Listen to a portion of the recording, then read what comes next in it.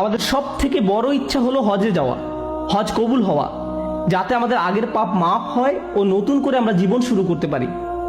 শুধু এ কারণেই আপনি হজে যান।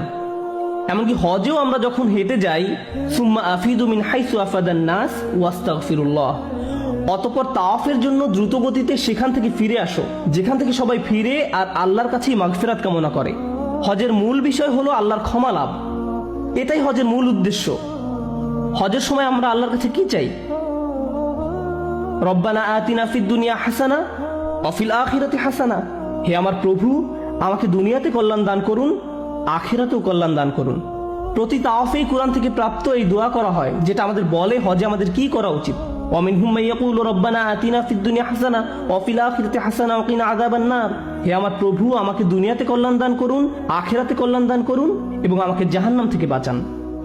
আমাদেরকে এই জীবন ও পরের জীবনে ভালো কিছু